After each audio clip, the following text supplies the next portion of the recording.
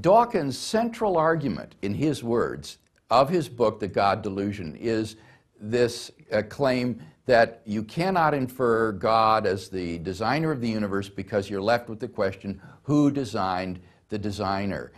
Now, in fact, this argument is a very bad argument for a number of reasons. For one thing, it does not prove atheism, as Dawkins supposes. Even if the argument were entirely successful, it doesn't go to prove that God does not exist.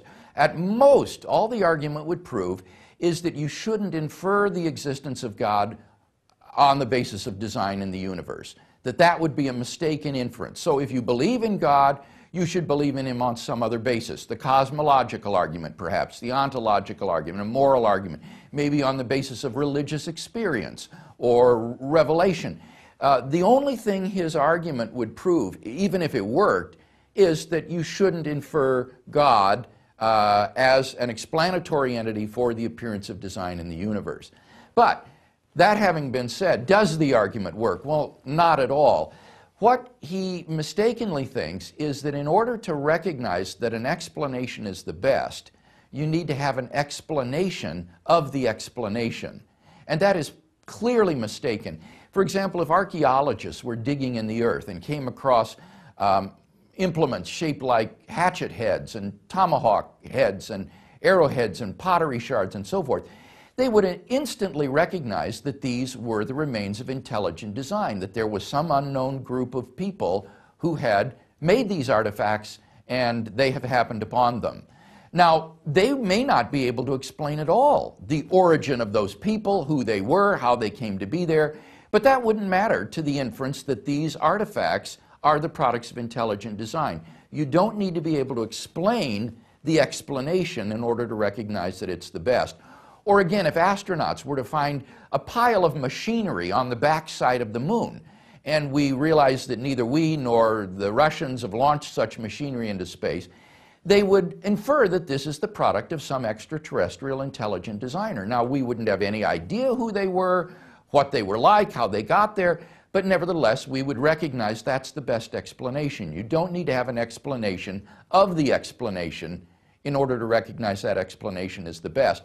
In fact, if you did have to have an explanation of the explanation to see that the explanation is the best, that immediately leads to an infinite regress, so that nothing could ever be explained. It would completely undermine science.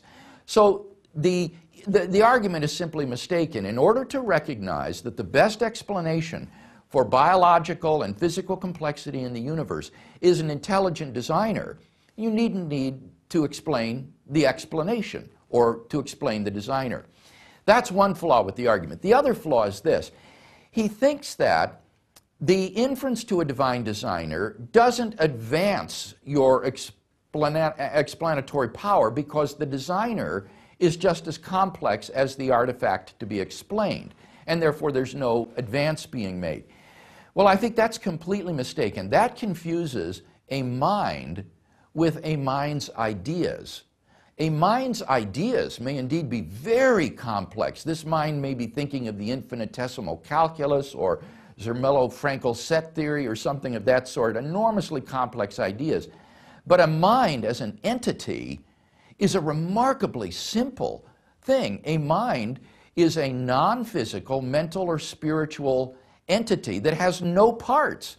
It's not composed, and therefore it has no complexity to speak of. It is probably the most simple thing that we can conceive of.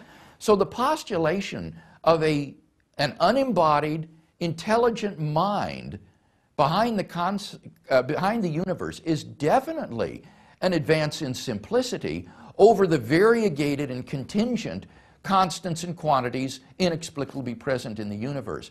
So for those two reasons, I think this argument, which Dawkins seems very proud of, is really quite sophomoric and quite hopeless. It is astonishing when you read Dawkins how he almost breaks his arm patting himself on the back in self-congratulation for having discovered this argument, when for years people have always said things like, well, who created God or who designed the designer? And